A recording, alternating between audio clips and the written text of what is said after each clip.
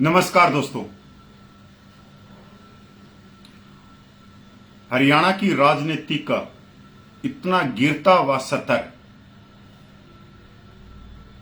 जो अभी तक 1966 के बाद में कभी नहीं देखा होगा, और जिस स्तर से राजनीतिक का एक जो चेहरा है वो भी सामने आ रहा है। हरियाणा की राजनीतिक में 5-7 परिवार ऐसे रहे कि हरियाणा की राजनीतिक उनकी घर की चौखट के ऊपर टंगी रही,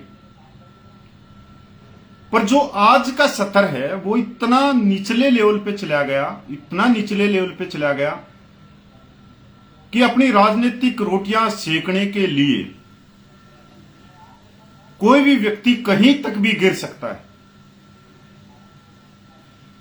आपने पता है कि पूरे देश को एक झटका लगा है, साथ ही साथ हरियाणा को भी एक झटका लगा है। विनेश फोगाट कि उसने दुनिया के टॉप जो रेसलिंग के पहलवान थे उनको अखाड़े के अंदर पलट दिया, और वही लड़की इस देश के सिस्टम के साथ में दो हाथ भी करे उसने, और देश के सिस्टम ने उसको पलटा भी। जैसे ही ये बात आई भाई 100 ग्राम उनका वजन ज्यादा है, डिस्क्वालीफाई कर दी।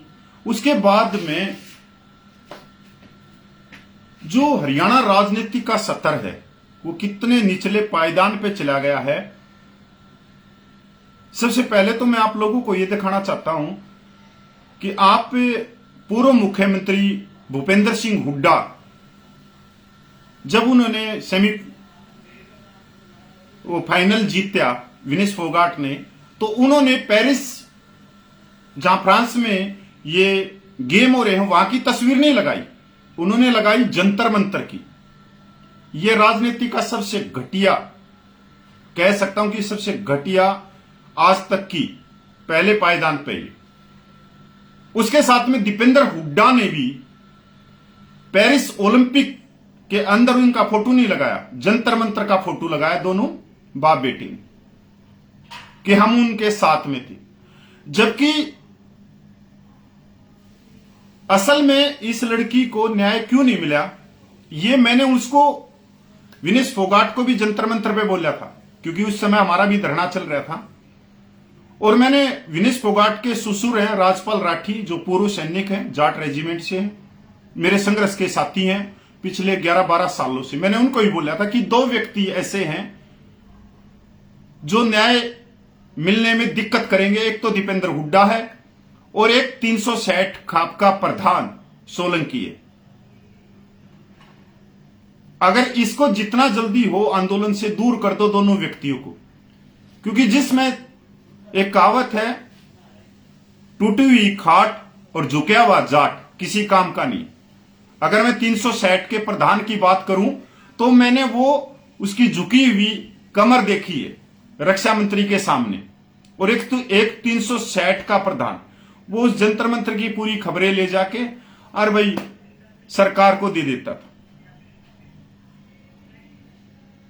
ये वही दीपेंद्र हुड्डा है। जब विनेश फोगाट की शादी हो रही थी तो उनके ससुर थे राजपाल राठी, उन्होंने मेरे को कहा कि इनको न्योता दे के आना है दीपेंद्र हुड्डा को। और मैंने दीपेंद्र हुड्डा से बात करी, उस समय की बात है, कि ऐसे ऐसे विनेश फोगाट की शादी का कार्ड आपको उनके ससुर देना चाहते हैं। तो मेरे को दीपेंद्र हुड्डा ने कहा था कि कपिल भाई क्यों, ये जेजेपी से जुड़े हुए, हमने क्या मतलब है। ये उस वाक्य की है, ये आप विनेश फोगाट के ससुर से इस बात को कंफर्म कर सकते हो। मतलब इतना घटिया चेहरा राजनीति का।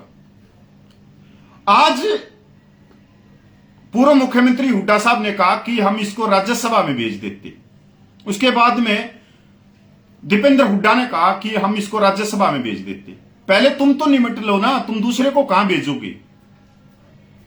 अगर भेजने थे, जब दीपेंद्र हुड्डा 2019 में रोहतक लोकसभा हारा तो उस समय उसको मेहनत नहीं करने दी हुड्डा साहब ने। और बीजेपी सरकार से सांठगांठ करके इनको राज्यसभा में भेज दिया। क्या जब कोई और व्यक्ति नहीं था पूरे रोहतक में, पर आज राजनीति ये खेल रहे हैं कि हम इसको राज्यसभा में भेज देते। यही माननीय भूपेंद्र सिंह हुड्डा है कि जब लोकसभा की बात आई, जब नीरज चोपड़ा की बात आई, तब उनको भी भेज सकते थे ये। और अब तक झज्जर में से सबसे ज्यादा मेडल जीतने वाले हैं पिछले सालों में, तो उनको आप राज्यसभा में भेज देते, लोकसभा में भेज देते। ये सत्र क्या कह रहा है राजनीति का? मैं पूर्व मुख्यमंत्री हुड्डा साहब से कहना चाह रहा हूं कि मेरे को वो नाम बताओ जो पिछले 20 साल में आपने 3 डिस्ट्रिक्ट में किसी को भी नेता बनने दिया हो, झज्जर, रोहतक, सोनीपत में। और खास एक वर्ग से मैं जाट समाज की बात करूं, जाट समाज में से भूपेंद्र सिंह हुड्डा ने किसी को नेता नहीं बनने दिया इन 3 डिस्ट्रिक्टों में। 2004 में जब ये मुख्यमंत्री बने, भजनलाल जब लेके आए, पता नहीं 62 सीट या 68 सीट लेके आए, तब इन्होंने एक वचन दिया कि लोकसभा की सीट पे फलाना आदमी आएगा। नहीं, फिर इन्होंने दीपेंद्र हुड्डा को विदेश से यहां उतार दिया। ये देखना ही नहीं चाहते। ये तो एक सिंपल सी बात है, जब ये 3 डिस्ट्रिक्टों में आज तक इन्होंने किसी को राजनेता नहीं बनने दिया, तो ये विनेश फोगाट को कहां बनने देंगे? और विनेश फोगाट को आप राज्यसभा में भेज रहे हो, तो सबसे बड़ी बात यह है कि आप लकीर के फकीर बनो। माननीय भूपेंद्र सिंह हुड्डा जी, आप दीपेंद्र हुड्डा का लोकसभा से इस्तीफा करवाओ और विनेश फोगाट को वहां से लेके आओ। विनेश फोगाट के सामने कोई भी नहीं खड़ा होगा। मैं इतना तो मैं कह सकता हूं कि बीजेपी भी अपना कैंडिडेट नहीं तारेगी। अगर रोहतक लोकसभा से दीपेंद्र हुड्डा आज इस्तीफा देते हैं, तो आने वाले 3-4 महीने में इलेक्शन हो जाएगा, वो लोकसभा में पूछ जाएगी। करनी और कथनी में तो आपकी में है ना। और दूसरी चीज, हमारे सोनीपत के खिलाड़ी आए हुए हैं, हॉकी में मेडल लेके आए हुए हैं।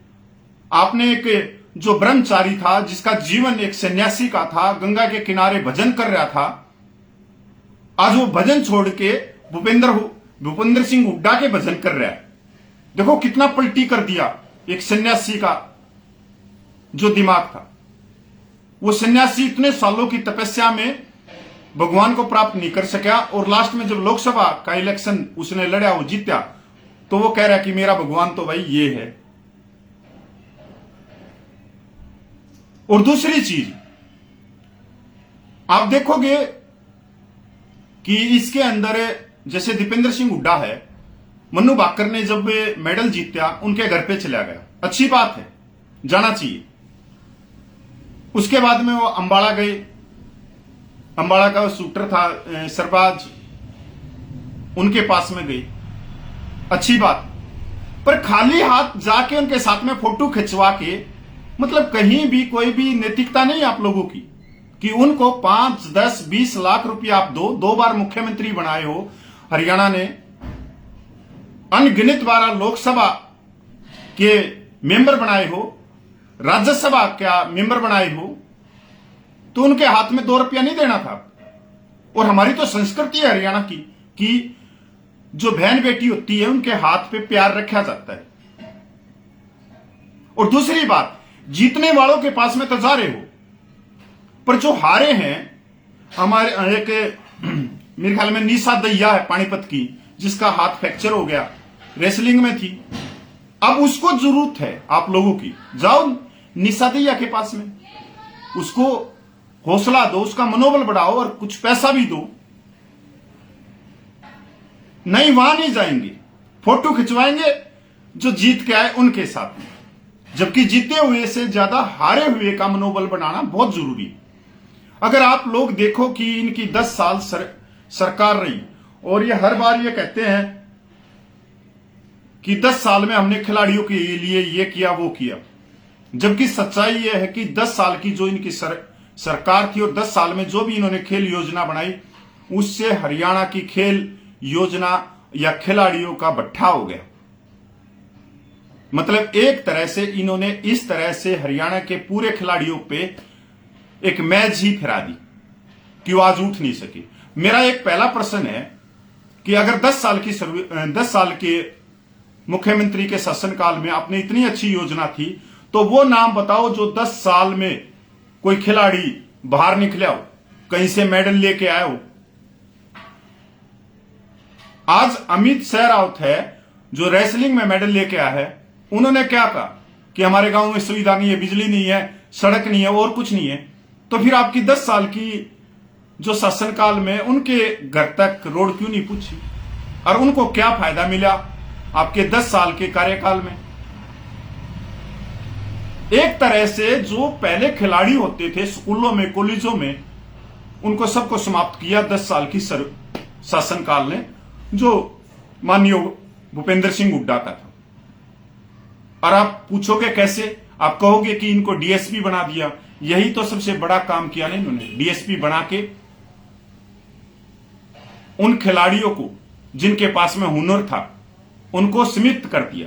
आज वो जो डीएसपी बनाए थे वो सारे विदेश के अंदर घूम रहे हैं, फोटो खिंचा रहे, पर उन्होंने अपने हुनर से दूसरे बच्चों को तैयार नहीं किया।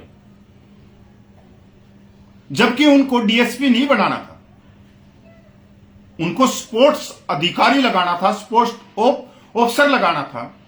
और उनको अगर आप एक डीएसपी की जो वेतन मान रहे हो, उससे ज्यादा चाहे वो डीजीपी का दे देते उनको वेतन, पीएमओ कैबिनेट की तनख्वाह उनके ऊपर लागू कर देते, और उनको स्टेडियम देते, वर्ल्ड क्लास की फैसिलिटी देते, तो वो जो आज डीएसपी लगे हुए हैं वो नए बच्चों को तैयार कर सकते थे। पर इन्होंने भट्ठा बैठाया खिलाड़ियों का। 10 साल में इनके कार्यकाल में एक भी कोई खिलाड़ी बाहर जाके मेडल नहीं ले सका। सिर्फ ये राजनीति, और राजनीतिक इस हद तक गई कि अगर कहने वाले हो ना कि इन्होंने जो लड़कियां हैं उनके साथ में भेदभाव किया। मान लो गीता फोगाट है, बबीता फोगाट है, मेडल जीत के लाए, उनको इंस्पेक्टर बना दिया, और जो इनके चाहते थे उनको इन्होंने डीएसपी बना दिया। क्यों बनाया?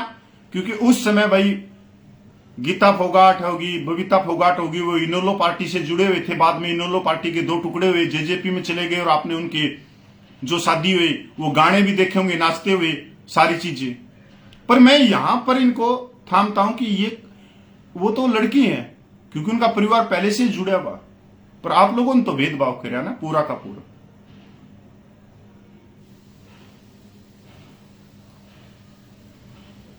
आज अगर हम देखें कि इनके 10 साल के कार्यकाल में और आज तक एक भी खिलाड़ी इनकी योजनाओं से मेडल नहीं जीत पाया है।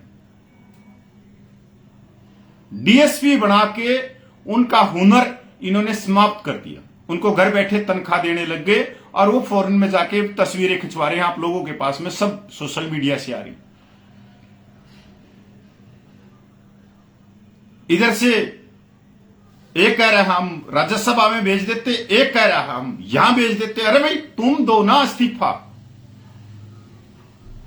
आप इस्तीफा दोगे जब तो वो लोकसभा में जाएगी ना। दीपेंद्र हुड्डा क्यों नहीं दे रहा इस्तीफा विनेश फोगाट के लिए? और मन्नू भाकर भी भाई नौजवान है, अच्छी मेहनती है, तो भूपेंद्र सिंह हुड्डा को आज फिलहाल में पीछे हो जाना चाहिए। और मैं तो कहना चाहता हूं कि कांग्रेस को जो ये खिलाड़ी जीत के आए हैं, इनके नेतृत्व में इलेक्शन लड़ना चाहिए अब आगे। यार ये देखो ना, दीपेंद्र हुड्डा को कोई गांव का मेंबर नहीं बनाए, ये सच्चाई की बात है। उसके 2 चेहरे हैं, ये आप लोगों को नहीं, मेरे हिसाब से जो नजदीक होंगे उनको पता होगा। उसकी करनी और कथनी में बहुत अंतर है। उसके 2 चेहरे हैं। एक चेहरा वो है जो चापलूसों से घिरा रहता है, एक चेहरा वो है जो अपने आप को सहनशीलता दिखाता है, पर वो सहनशीलता नहीं है, वो सिर्फ एक राजनीति का पायदान है, क्योंकि उसको राजनीति आती नहीं। अगर राजनीति आती हुई होती तो वो अपना असली चेहरा दिखाता। तो इसलिए राजनीति तो आती ही नहीं। दीपेंद्र हुड्डा को चाहे 100 साल जी जाओ तब भी उसको राजनीति नहीं आ सकती, ना उसको भाषण आ सकते, ना कुछ और आ सकते। जब राज्यसभा में, लोकसभा में दीपेंद्र हार गया था, साठ गांठ करके उसको राज्यसभा में भेज दिया। उससे पहले पैन बदली करवा दिए गई, मतलब दूसरा कोई चेहरा ये आने नहीं देंगे। और खासकर मैं 3 डिस्ट्रिक्टों की बात करूंगा, 3 डिस्ट्रिक्टों में नहीं आने देंगे। अगर आज ये इतने ही अच्छे हैं तो मैं ये कहना चाहता हूं कि भूपेंद्र सिंह हुड्डा की भी उम्र 75 साल से ऊपर हो गई होगी। उसको तो खुद इस्तीफा देना चाहिए और मन्नू भाकर को आगे लेके आना चाहिए, या वो सहरावत भाई है जो रेसलर है उसको आगे लेके आना चाहिए। और विनेश फोगाट को अगर ये मुख्यमंत्री का चेहरे बनाते हैं कांग्रेस में तो इससे तो बड़ी गजब की बात हो नहीं सकती। विनेश फोगाट पढ़ी लिखी लड़की, संघर्षशील, और जो आलोचना है उस आलोचना को अपनी ताकत बनाने की शक्ति, आंदोलन करने की शक्ति और दूसरों के लिए आगे आके न्याय लड़ने की शक्ति। वो लड़की जो अपना वजन कम करने के लिए 12 घंटे तक जो बाप के कमरे में बैठी रही, 12 घंटे तक उसने बहुत मेहनत करी, अपने बाल कटवा लिए। यहां तक कह रहे हैं मीडिया के अंदर कि खून भी शरीर का कम किया है, कि उससे भी खून अगर निकाला जाए तो उससे भी उसका वजन कम हो जाए। तो मेरे हिसाब से कांग्रेस पार्टी के पास में आज के दिन सबसे बड़ा चेहरा है वो विनेश फोगाट है। और भूपेंद्र सिंह हुड्डा को पीछे आना चाहिए, भाई दीपेंद्र हुड्डा को भी पीछे आना चाहिए और इस लड़की को आगे लेके आना चाहिए मुख्यमंत्री के चेहरे पे। एक तरफा जीत होगी कांग्रेस की। पर अगर वो राजनीति कर रहे हैं तो ये राजनीति का चेहरा भी पूरा हरियाणा देख रहा है, क्योंकि अब हरियाणा को यह भी समझ में आने लग गया कि करनी और कथनी में इनकी में फर्क है। और खासकर इन्होंने जो वो कहते हैं अपना हमारा छा में गिरा, पर यह कहावत इनके लिए फिट नहीं बैठती। इन्होंने अपना हमारा बाहर गिरा, सोनीपत, झज्जर, रोहतक, 3 डिस्ट्रिक्ट की तो हालत खराब कर रखी इन्होंने राजनीति में। दीपेंद्र हुड्डा मैं ये कह सकता हूं किसी भी तरह से राजनीति करने लायक नहीं, क्योंकि इसको राजनीति का ज्ञान नहीं। जब तक भूपेंद्र सिंह हुड्डा है, जब तक वो चाल रहा है, इसके अलावा कुछ नहीं। पर राजनीति का जो स्तर इन्होंने नीचे लेवल पे ये लेके आए हैं कि राज्यसभा में पूछा देते, हम यहां पूछा देते, वहां पूछा देते। तो आज राज्यसभा में तो पूछाया था दीपेंद्र हुड्डा, राज्यसभा का भी 3 साल का कार्यकाल था, वो राज्यसभा की सीट तो दे दी बीजेपी को, खुद लोकसभा में मतलब तुम ही रहोगे और दूसरा कोई आए ही नहीं, मतलब तुम्हारे झंडे डंडे उठाते रहे, कोई नया बच्चा आएगा ही नहीं। और यही हालत अगर राजनीति की जगह कोई गेम होता ना, कुश्ती का या बाला थ्रो का, तो जब भी ये नहीं आने देते किसी के बच्चे को आगे। नहीं, वो एक है ना, एक वीडियो है, वो रेस लगा रहा है और उनसे आगे निकल के वो सबको ऐसे ऐसे पिस्टल से वो करता चला जाता है और खुद जीत जाता है। तो कुछ ऐसा ही हो रखा है।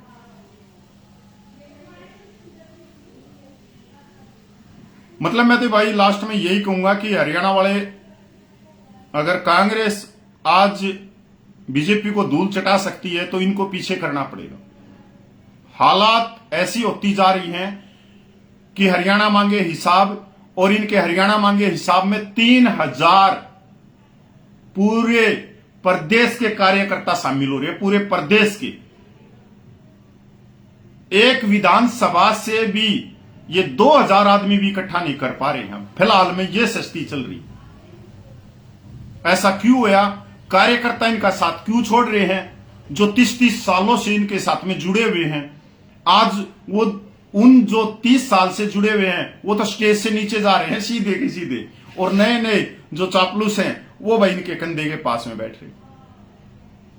और 28 के करीब आज कांग्रेस के विधायक हैं, एक भी विधायक खड़ा नहीं उतर रहा जनता की उसमें। कहते हैं कि बीजेपी जीतेगी या कांग्रेस जीतेगी, बात वो नहीं है। अगर लोकसभा को भी देखें तो कांग्रेस 42 सीटों पे आगे थी और ये 44 सीटों पे थी, बीजेपी 4 सीटों पे आम आदमी पार्टी थी। तो लहर लूर का कोई मतलब नहीं है कि लहर है। हाँ, ये कह सकते हैं रोहतक झज्जर सोनीपत वाले भाई कह सकते हैं लहर है, लहर है। वो लहर के अंदर भी नौकरी वाले सबसे ज्यादा हैं, जिनके बच्चे खुद अपने दम पे नौकरी नहीं पा सकते, वो सबसे ज्यादा उनके साथ में भाई लग रहे हैं। अभी जो हरियाणा मांगे हिसाब, अगर जिस दिन ये कहेंगे कि नौकरी अपने दम पे मिलेंगी तो वो अपने घर पे आ जाएंगे, पर नौकरी तो अपने दम पे ही मिलेगी आने वाले समय में। ऐसा कुछ नहीं है कि नौकरी ये पर्ची और खर्ची पे दे देंगे, बिल्कुल नहीं देंगे। क्योंकि इसके ऊपर भी आजकल तो यार सब समझदार हो गए। हरियाणा की जितनी भर्तियां वो हाईकोर्ट में जा रही हैं। पर भाई मैं तो अपना लास्ट में कहूंगा कि इतनी घटिया राजनीति ना करो। एक लड़की जिसने अपनी मां को संबोधित करते हुए कुश्ती को अलविदा कह दिया, उसके ऊपर ना करो। जिस समय धरना प्रदर्शन चला जंतर मंतर पे, ये एजेंसियों की रिपोर्ट थी कि दीपेंद्र हुड्डा को पीछे कर दो इस आंदोलन से। वर्तमान सरकार बिल्कुल गंभीर हो रही है और बृजभूषण पे कभी भी कोई भी ठोस कदम उठा सकती है। पर उस समय क्या हुआ, दीपेंद्र हुड्डा ने इनका पीछा नहीं छोड़ा और ये भी नए नए थे आंदोलन करने में।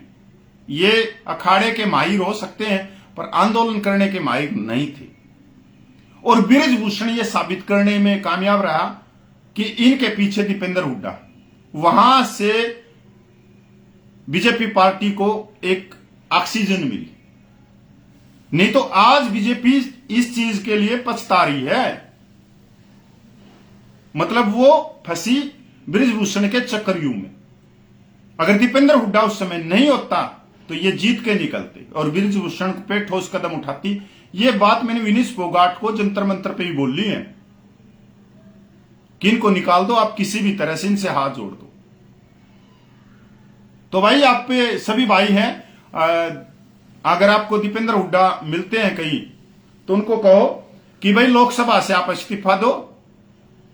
हम विनीश फोगाट को, क्यों हमारी लोकसभा भी रोहतक झज्जर है, और फुल बहुमत से विनीश फोगाट को लोकसभा में पहुंचाएंगे।